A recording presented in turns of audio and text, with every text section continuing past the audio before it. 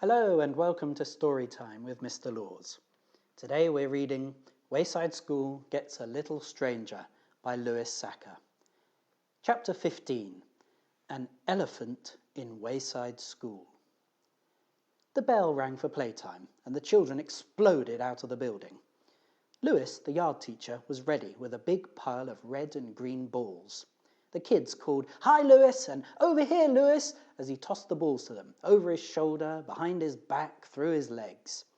Dee came charging out of the building. Usually, by the time she got to the playground, there were no good balls left, but she could see one red ball by Lewis's foot. She knocked over a kid from the 10th floor and shouted, "Hey, Lewis!" Suddenly, she stopped. She had just remembered where she had heard of Mrs. Drizzle. It was from Lewis. He had once told her about the meanest teacher he'd ever had when he was a kid. She hurried over to her friends to make sure. "Hey, Todd," she called. Todd was playing tetherball with Ron. As he turned to look at Dee, the ball came round and bonked him on the head. "Do you remember when Lewis told us about the meanest teacher he ever had?" asked Dee. Todd shook his head. After being conked by the tetherball, he couldn't remember anything. "I remember," said Jason, who was in line to play. "Whenever Lewis got in trouble, the teacher used to put the bin on his head." "That's right," said Jenny, "and then Lewis would have to keep it there the rest of the day, and everyone would laugh at him. And then the teacher would call on him to answer questions from the blackboard, but he couldn't see the questions, so she'd give him an F." "Do you remember the teacher's name?" asked Dee. Her friends shook their heads. Todd couldn't even remember his own name. "I think it was Mrs. Drizzle," said Dee. They ran to Lewis. "Hey, Lewis," said Jason, "what was the name of that mean teacher you once had when you were a kid?" "Which one?" asked Lewis. "The one that put the trash can on your head," said Jenny. Lewis shuddered just thinking about her. "Mrs. Drizzle," he whispered. The kids looked at each other. "What colour hair did she have?" asked Jason. "Brown," said Lewis. "Why?" "We have a supply teacher," explained Dee. "She's really nice." "Good," said Lewis. "Her name is Mrs. Drizzle," said Dee. "Whoa, I'm getting out of here," said Lewis. He started to run, but the kids grabbed him. "It's okay," said Jenny. "It can't be the same teacher. Our teacher is nice." "And her hair isn't brown," said Jason. "It's white." Lewis relaxed a little bit. "Do you want to come up and meet her?" asked Dee. "No way," said Lewis. "Oh, you're so silly, Lewis," said Dee. "She's not the same teacher, and besides, you're a teacher now too." "Oh yeah, I forgot," said Lewis. "Come on, Lewis," said Dee. She held his hand and led him up the stairs. They entered the classroom. Mrs. Drizzle was putting some of the children's work up on the board. "Mrs. Drizzle," said Dee, "we brought our yard teacher up to meet you." "Oh, it's very nice to meet you," said Mrs. Drizzle as she pinned up Joe's maths test. "Exercise is so important for young minds and bodies." She turned around. Lewis's face paled. "Well, it was nice to meet you," he said very quickly. "I've got to go. Bye." "Stay right where you are, Lewis," ordered Mrs. Drizzle. He froze. Mrs. Drizzle slowly walked to her desk. She picked up the old blue notebook. "The notebook," whispered Lewis. Mrs. Drizzle opened it and flipped through the pages. "Here we are," she said. She removed a piece of paper and handed it to Lewis. "Is this your homework?" she asked. Lewis looked at it. "You were supposed to copy it out neatly, weren't you?" asked Mrs. Drizzle. "That was over 15 years ago," said Lewis. "I don't remember." "I do," said Mrs. Drizzle. "Oh, now I remember," said Lewis. "I was going to copy it, but then my pencil point broke, so I went to sharpen it, but the pencil sharpener fell on my foot, so I had to go to the hospital." "I don't want any of your famous excuses, Lewis," said Mrs. Drizzle. "I just want the homework. You may share Dee Dee's desk." Lewis sat next to Dee Dee. "And remember, Lewis," said Mrs. Drizzle, "I know your tricks." Dee Dee watched Lewis struggle with his homework. "I'm sorry, Lewis," she said. "Don't be sorry," said Mrs. Drizzle. "It's for his own good. And I expect neatness, Lewis, or else you'll have to do it again." He frowned. Mrs. Drizzle stood over him and watched him work. "Your fingernails are filthy," she said. "I'm the yard teacher," Lewis tried to explain. "I spend a lot of time outside in the grass and dirt and stuff." "I don't want excuses," said Mrs. Drizzle. "I want clean fingernails. And while you're at it, shave off that moustache. It looks like a hairy caterpillar crawling across your face." "Oh, not my moustache," said Lewis. "Unless you want me to rip it off for you," said Mrs. Drizzle. Dee Dee felt terrible. "I can't believe Mrs. Drizzle still remembers you after all this time," she said. "An elephant never forgets," muttered Lewis. "I heard that," said Mrs. Drizzle, and she put the bin on Lewis's head. Chapter 16. Mr. Poop. Joy, Mauricia and Jenny were playing jump rope out on the playground. School hadn't started yet. Mauricia and Jenny were twirling. Joy sang as she jumped.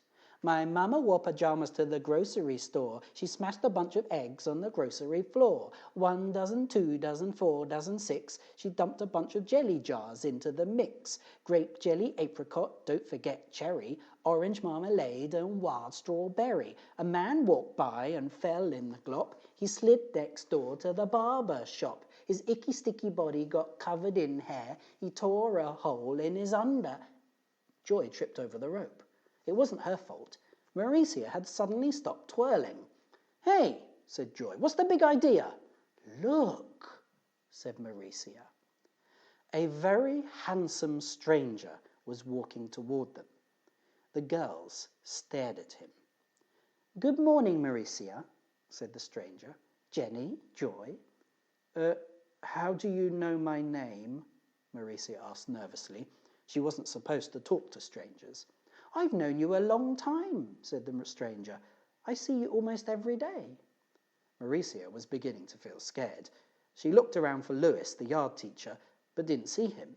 "I can scream really loud," she warned. "Huh!" said Jenny. It's Lewis!" Mauricia looked at the stranger. He did sort of look like Lewis, except his hair was combed, his shirt was tucked in, he was wearing a tie, and there was skin between his nose and his mouth. He had shaved off his moustache. "That's Mr. Lewis to you," said Lewis. "I am a teacher, and I expect to be treated with respect." "Oh," said Mauricia. "Do you want to play jump rope, Mr. Lewis?" Lewis was great at jump rope. He could even do it blindfolded. He was the one who taught Joy the song she was singing at the beginning of this story. "No, thank you, Mauricia," said Lewis. "I don't play games. I am an adult." "But you're a yard teacher," said Jenny. "No, I am a professional playground supervisor," Lewis corrected her. He walked away. "Wow," whispered Mauricia. "I never knew Lewis was so handsome." Jenny patted her heart. "I think I'm in love," she said. "I thought he looked kind of goofy," said Joy. Up in class, everyone was talking about the new Lewis. "He looks so weird without his moustache," said Calvin. "He's handsome," said Bibi. "He got mad at me for running across the playground," complained John. "He made me go all the way back to the edge of the playground and then walk across it. And I had to call him Mr. Lewis."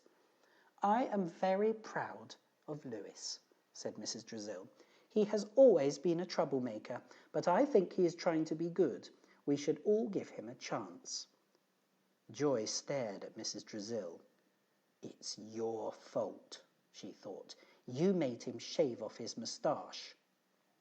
At playtime, Lewis refused to hand out the balls. "I have not washed them yet," he said. "You're going to wash the balls?" asked Eric Bacon. "Yes, they're filthy," said Lewis, "and they all have the wrong amount of air in them." "I don't care," said Eric Fry. "I do," said Lewis. "Before I can let you play with them, I have to clean them and pump them up with the precise amount of air as specified by Poops." "Poops?" asked Eric Ovens. "The Professional Organisation of Playground Supervisors," explained Lewis. He showed them the Poops handbook.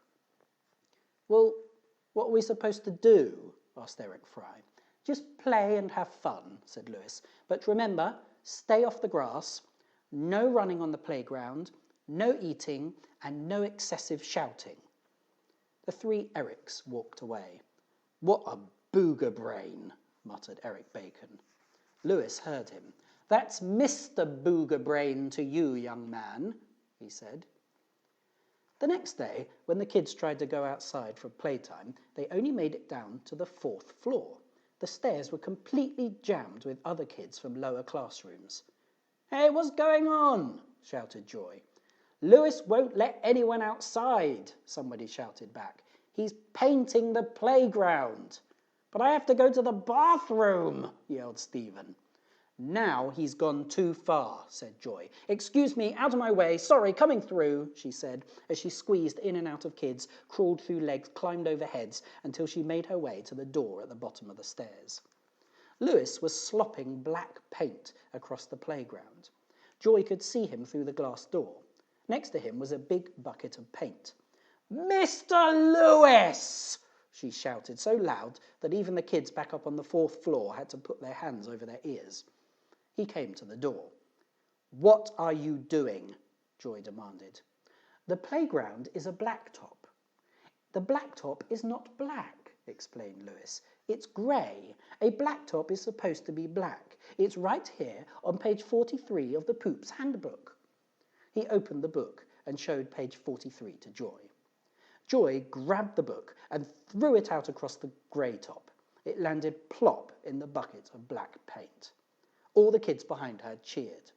"You're the Poop," said Joy. Lewis's red face turned even redder. The place where his moustache used to be turned purple. "That's Mr. Poop to you," he said. That's all for now. I'll see you tomorrow for 2 more chapters.